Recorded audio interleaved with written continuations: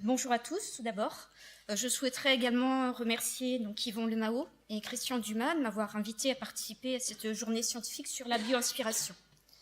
Je vous invite à découvrir comment s'inspirer de la nature et plus particulièrement s'inspirer des stratégies d'adaptation des espèces végétales peut conduire au développement de solutions écologiques, naturelles, de remédiation des écosystèmes dégradés. Puis, dans un second temps, je vous montrerai comment ces efforts de recherche, qui s'inscrivent clairement dans le domaine de l'écologie scientifique, ont pu faire naître une autre approche de la chimie, une chimie bien sûr bio-inspirée, mais pas seulement, également respectueuse de l'environnement et qui s'appuie clairement sur les piliers du développement durable. Quand on y pense, la vie d'une espèce végétale n'est pas forcément simple. Elle est soumise à des tas d'agressions, tels que, par exemple, vous pouvez le voir ici, le vent, excusez-moi, petite maladresse, le vent, les rayonnements solaires, la sécheresse, l'attaque par les herbivores, les parasites, nos piétinements et bien sûr la pollution qui est engendrée par nos activités. Les plantes n'ont que peu de choix puisqu'elles sont contraintes à l'immobilisme. Elles ne peuvent donc pas fuir leurs agresseurs. Elles n'ont donc que deux choix, s'adapter ou disparaître. Et c'est ça qui nous intéresse tout particulièrement. Donc au cœur de mes recherches, le sujet principal est d'essayer de comprendre comment ces espèces végétales peuvent résister, peuvent donc s'adapter à des concentrations de polluants majeurs, tels que les polluants métalliques. Pourquoi s'intéresser à ce type de polluants, et non pas des polluants émergents dont on parle beaucoup plus en ce moment ? Parce qu'à mon sens, ces polluants métalliques sont extrêmement redoutables, parce qu'ils ne sont pas biodégradables. Ainsi, ils sont persistants dans les écosystèmes qu'ils pénètrent, et donc si on ne fait rien, la situation ne s'arrange jamais.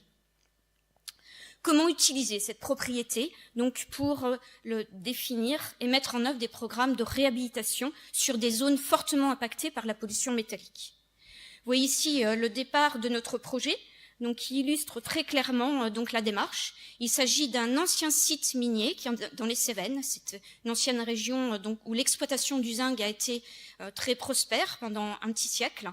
Alors, quand on trouve du zinc, on trouve très généralement du cadmium et du plomb associés, qui vous parlent peut-être pour leur toxicité. D'un point de vue chimique, ils sont extrêmement proches. Sur ce site minier, on trouve 500 à 800 fois plus de concentration de ces éléments que ce que tolèrent les normes européennes. Inutile de vous dire que la vie est impossible dans ces conditions. Ainsi, la biodiversité sur ces sites est extrêmement pauvre, très peu d'espèces végétales, voire de bactéries. Pourtant, quand on fait un inventaire écologique du site, on arrive à détecter quelques espèces qui essaient de survivre. À coup sûr, ces espèces sont inhabituelles et elles ont trouvé des stratégies pour tolérer ces hautes concentrations en éléments métalliques. Quand on y regarde bien, on arrive même à trouver deux espèces qui font encore mieux, qui extraient en permanence du sol les métaux toxiques pour les transporter et les stocker dans les parties aériennes, dans les feuilles, comme pour mieux s'en protéger. Ce sont des plantes dites hyperaccumulatrices de zinc, et la technique qu'utilisent ces plantes s'appelle la phytoextraction. L'identification de ces espèces et les efforts pour comprendre leur physiologie et leur stratégie d'adaptation a été le point de départ d'un vaste programme de réhabilitation de ce site. Bien sûr, tout ceci sous-tend des efforts de recherche non négligeables dans le domaine de l'écologie végétale, mais également de l'écologie microbienne, car très souvent, ces plantes sont associées à des micro-organismes du sol qui, eux aussi, ont dû s'adapter à ces sites hautement pollués. Donc, sur ce site du Gard, on a un scénario unique, très rare. Deux plantes hyperaccumulatrices de zinc se sont développées. Il s'agit ici de cette fleur violette qui appartient à la famille des brassicacées, comme le chou-fleur, le brocoli, Nocea cerulescens, et une légumineuse appelée Antilis vulneraria. Ce scénario est extrêmement rare. Il est très très rare de trouver une légumineuse capable de survivre sur de tels sites et en plus d'hyperaccumuler les métaux du sol. C'est par contre extrêmement intéressant car comme toute bonne légumineuse, elle vit en symbiose avec une bactérie du sol qui lui permet de transformer l'azote de l'air en ammonium, c'est-à-dire en engrais naturel. Voilà donc une solution complètement naturelle de réintroduction de l'azote dans un sol où il fait cruellement défaut. Pour y parvenir, il a bien sûr fallu identifier la bactérie associée, la caractériser d'un point de vue phénotypique, génotypique, mais également métabolique, comprendre quelle était sa physiologie, comment elle avait-elle réussi à survivre sur ce site alors que les autres avaient disparu. Eh bien, après 4 années donc, de recherche, nous avons réussi à installer des cultures mixtes qui associent donc, ces 2 espèces locales. Puis 2 ans après, nous avons eu donc, le bonheur de voir ces espèces se multiplier, s'auto-reproduire sur ce site hautement contaminé. C'était la première preuve de concept de réhabilitation naturelle d'un site hautement contaminé. Ceci nous a amené en Nouvelle-Calédonie, que vous connaissez donc d'une façon double, situation de contraste total. Tout d'abord, je l'imagine, pour sa biodiversité exceptionnelle. Le lagon calédonien est considéré comme un des plus beaux du monde et à juste titre, il appartient au patrimoine mondial de l'UNESCO. La Nouvelle-Calédonie a aussi un degré d'endémisme extrêmement élevé. Plus de 80% des espèces locales n'existent nulle part ailleurs.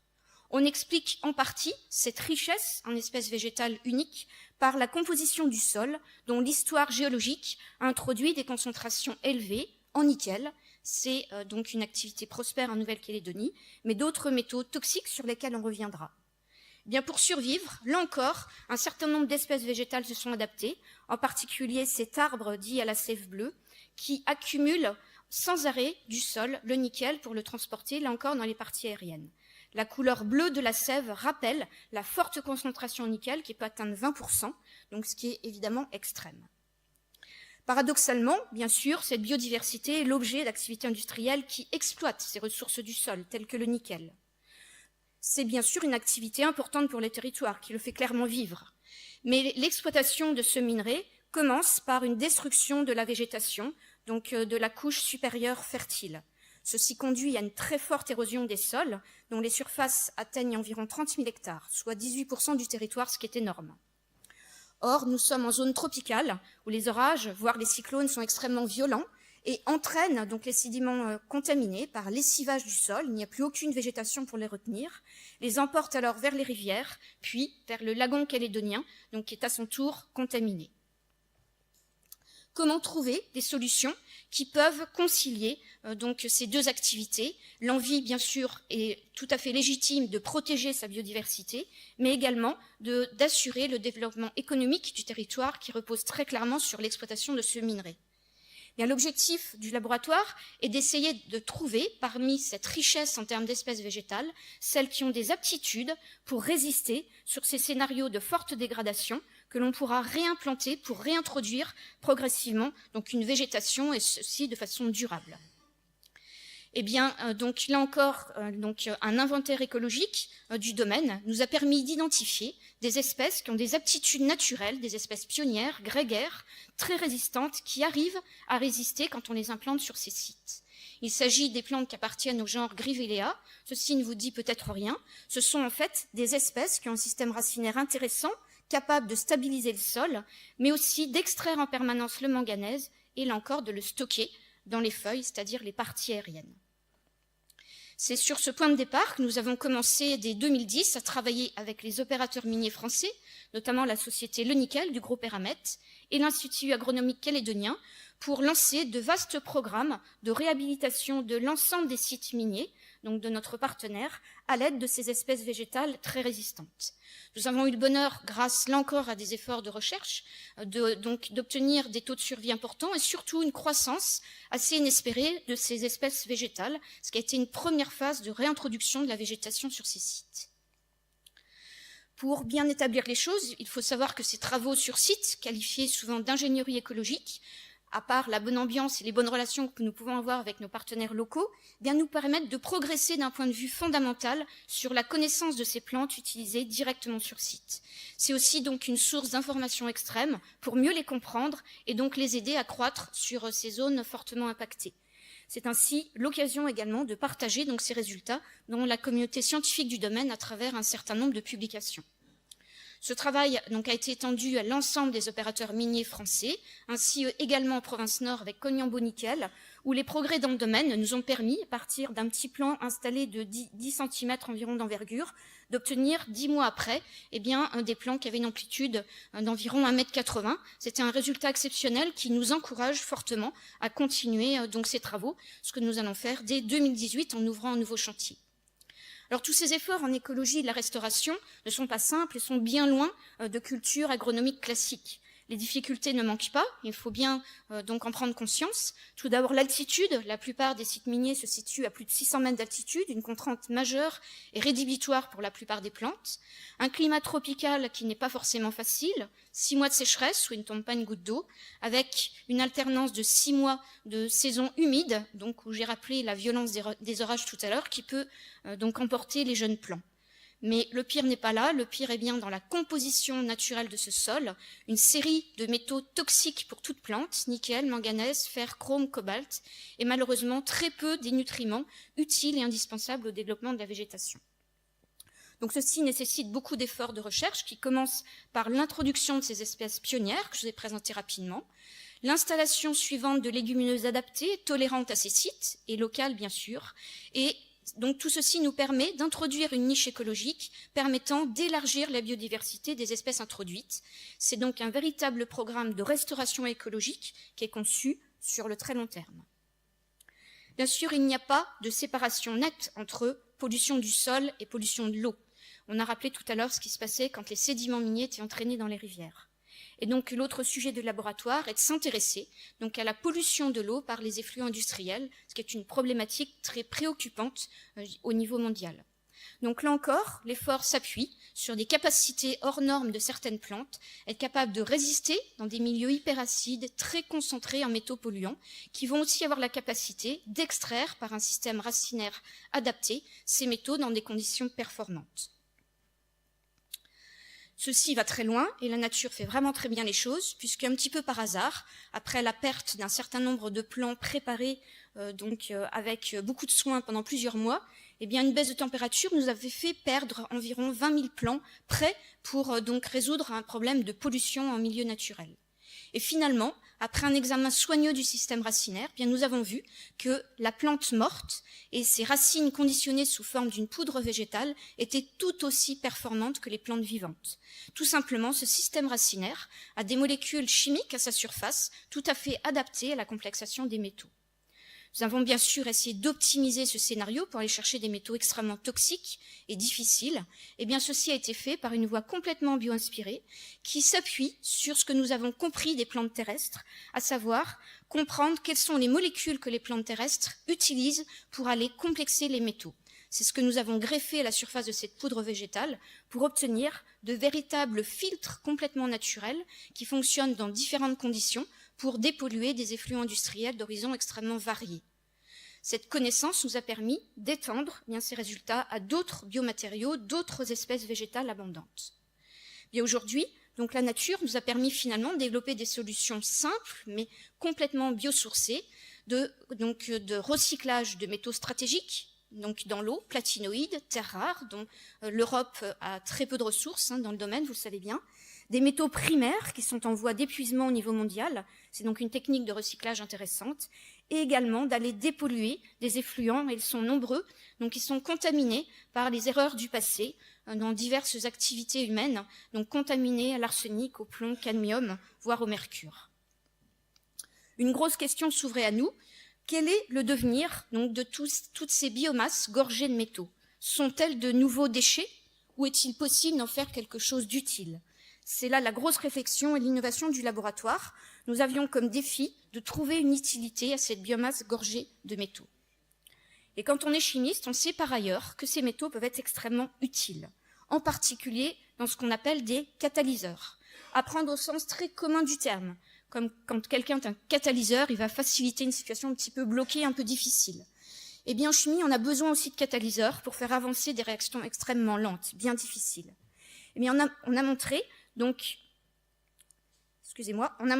que ces plantes gorgées de métaux, qu'il s'agisse des feuilles ou des poudres végétales, pouvaient être transformées en ces catalyseurs pour la chimie.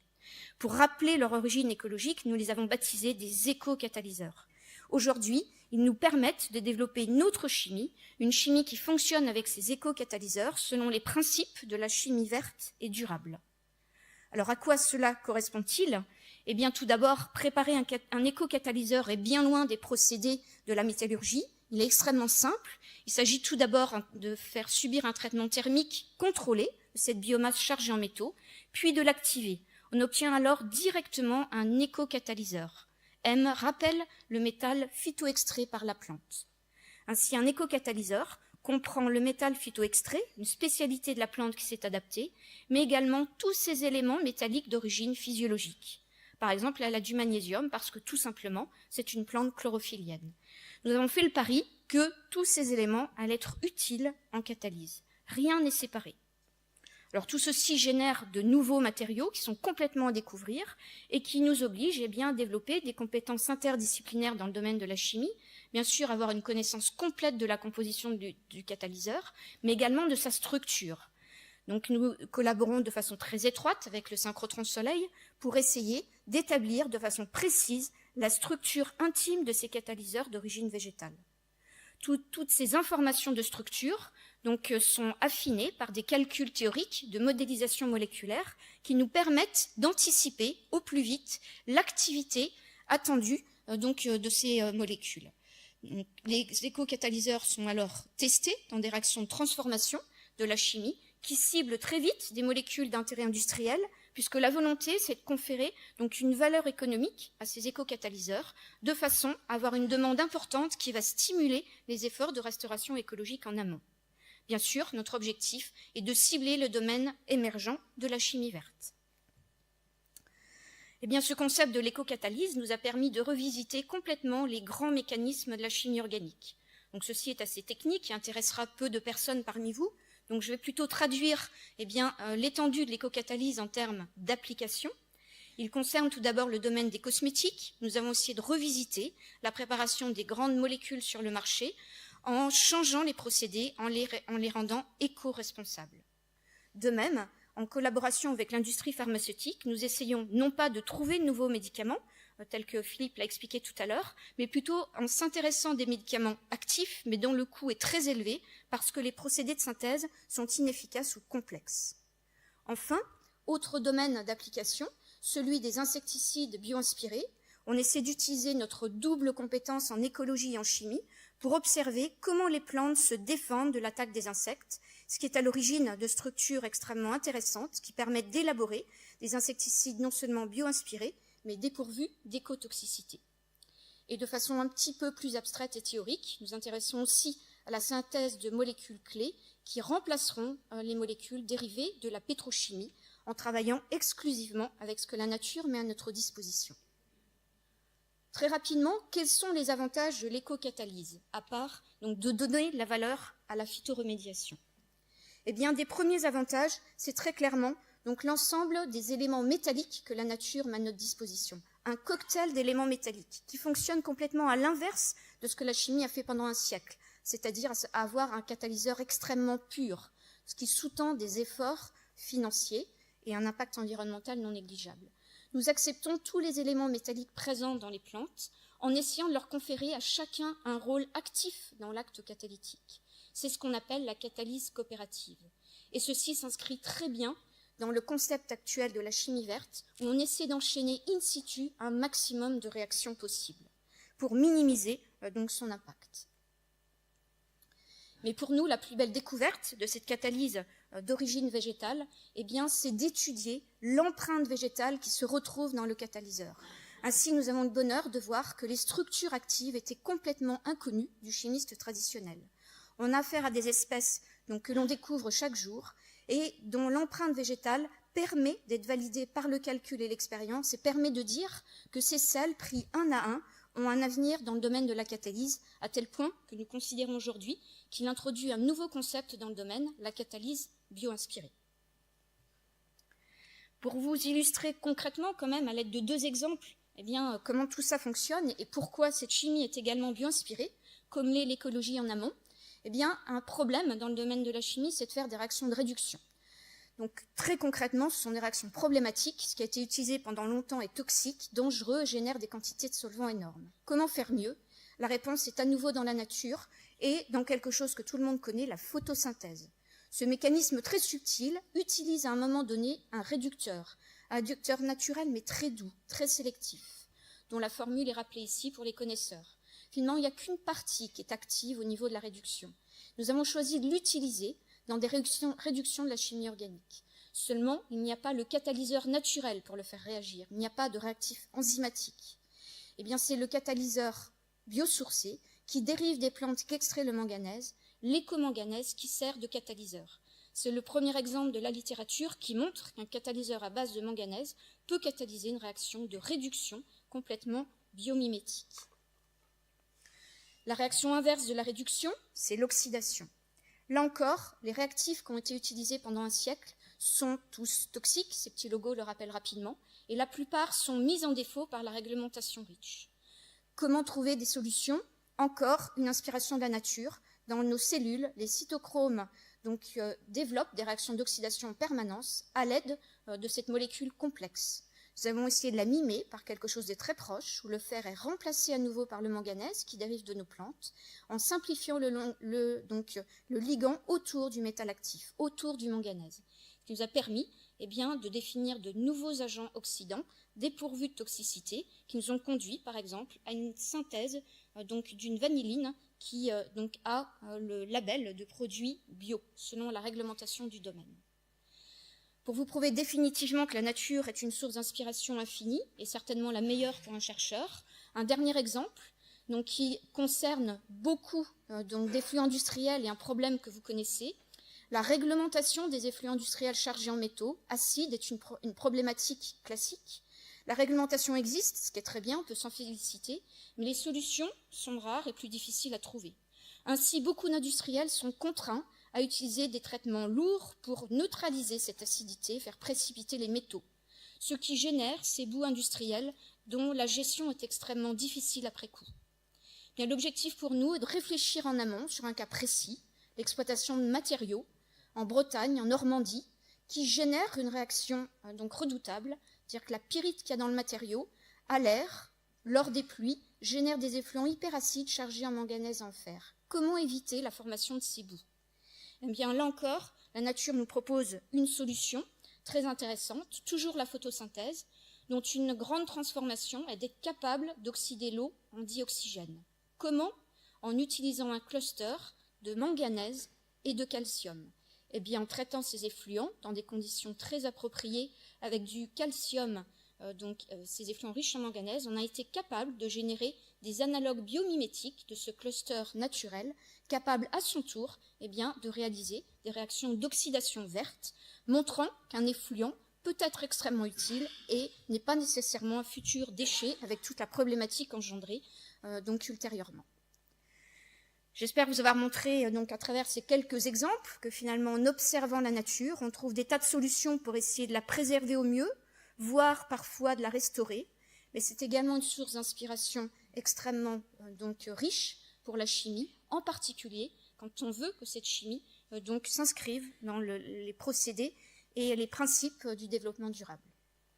Donc je remercie, j'associe bien sûr à tout ce travail tous les jeunes du laboratoire, qui sont soit des écologues sur le terrain, vous voyez notre chercheur calédonien qui travaille quotidiennement sur le site, les chimistes et les écologues du laboratoire qui travaillent de concert pour faire progresser ce travail. Et je vous remercie à votre tour pour votre attention.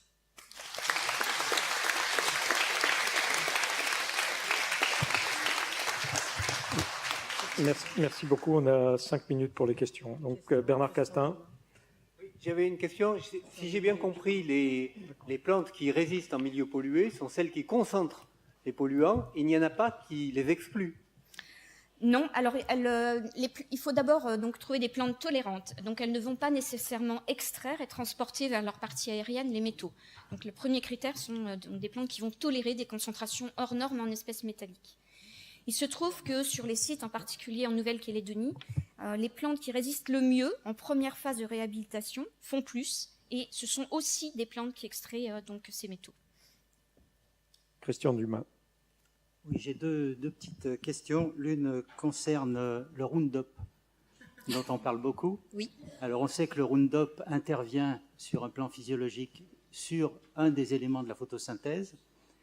Avec ce que vous nous avez montré, est-ce que vous avez sous le coude des substituts possibles verts au Roundup? Alors, vous gagnez le gros lot, oui, là, hein. oui, malheureusement, je vais vous décevoir, non, mais je le souhaiterais très fortement. En revanche, donc, nos réactifs oxydants, qui sont quand même bio-inspirés de la photosynthèse, donc ont quand même un intérêt, c'est-à-dire qu'ils nous permettent en fait de développer des substituts possibles au bisphénol A, qui est un autre problème aussi triste que le glyphosate. D'accord. Ma deuxième, c'est plus une remarque. Bon, j'ai travaillé en Nouvelle-Calédonie sur une plante à fleurs qui est la plus ancienne connue de toutes les plantes à fleurs. On dit que c'est la sœur de toutes les plantes à fleurs qui existent. C'est le genre Amborella. Tout à fait. Bruno Fogliani a travaillé avec nous là-dessus. Bon. Et est-ce qu'il y a une relation entre la persistance et l'endémisme dont vous avez parlé en Nouvelle-Calédonie, persistance de cette fleur, plante, qui est un arbre en fait, hein, très ancien, et la nature des sols? Alors sur le cas de l'Amborella, je ne le pense pas, mais en revanche, donc beaucoup d'espèces donc qui sont endémiques à Nouvelle-Calédonie ont la propriété donc de tolérer et d'extraire donc le nickel, puisque on en a répertorié plus de 60, hein, donc que Bruno connaît bien aussi. Donc 60 hyperaccumulateurs de nickel, il n'y a que Cuba qui fait mieux. Donc là, il y a une relation directe entre biodiversité et composition du sol. Il y a un alyssum que je connais qui, mis sur les sols, récupère 80 kg de nickel à l'hectare. Oui, oui, oui. Ben, les Balkans, voilà. Oui, oui, les Balkans, effectivement, donc sont dans une situation proche. Beaucoup de sols serpentiniques avec, effectivement, donc Alyssum murale qui hyperaccumule le nickel naturellement également. Ouais. Olivier Perronneau. Est-ce qu'il y a espoir de nettoyer des sites faiblement radioactifs, genre Fukushima, avec ces techniques? Alors, on peut y penser, puisque là encore, des plantes se sont adaptées à ce contexte. Notamment en Ukraine, donc l'amarante accumule un petit peu le césium, donc c'est un espoir. Donc il y a aussi des champignons qui le font déjà de façon très pertinente. Donc on peut imaginer dans le temps utiliser ces technologies pour réduire au moins partiellement, si on s'y attendre en tous les cas, donc les éléments radioactifs qui ont été dispersés dans l'environnement. Se posera la question suivante, c'est bien sûr quoi faire après de ces plantes donc qui ont accumulé les éléments radioactifs. Oui, allez-y, présentez-vous. Paola Antolini, je suis une journaliste scientifique, Platinum Magazine Innovation et Recherche. Donc, bravo pour cette très belle présentation pleine de bonnes nouvelles. Je voulais savoir combien de temps vous et votre équipe vous avez travaillé sur ces thématiques et quelle est votre vision d'avenir, donc sur la bioinspiration aussi, car nous sommes à la veille du demi-millénaire de la mort de Léonard, qui disait aussi, son motto était « Regarde la nature et aspire-toi ». Merci beaucoup. Oui, bah, tout à fait. Bah, je pense qu'il avait bien vu les choses. Et donc la bio-inspiration, à mon avis, est quelque chose d'incontournable. Je pense que c'est la meilleure approche scientifique dans le domaine de la recherche. Donc à travers donc ces exemples, mais les exemples qui seront également présentés par mes co-orateurs. Je pense que c'est une approche qui doit rester interdisciplinaire, qui aussi une leçon d'humilité au quotidien, hein, parce que je pense que en fait, les idées du chercheur ne sont pas forcément si bonnes que ça. C'est la nature qui nous propose souvent des solutions les plus subtiles, les plus précises aussi. Donc je retiens l'idée du glyphosate, bien sûr. Quand la nature ne crée pas ce genre de situation, les molécules actives, bien sûr, dans un contexte donné, là où elles sont produites, ont souvent une action extrêmement précise, très ciblée, qui nous permettent peut-être de limiter des erreurs de petites molécules conçues rapidement, faciles à faire, économiquement rentables, mais qui auront toujours des effets secondaires naturellement, de par la simplicité de leur structure. Donc je pense que la bio-inspiration pour chacun d'entre nous est certainement la meilleure démarche scientifique.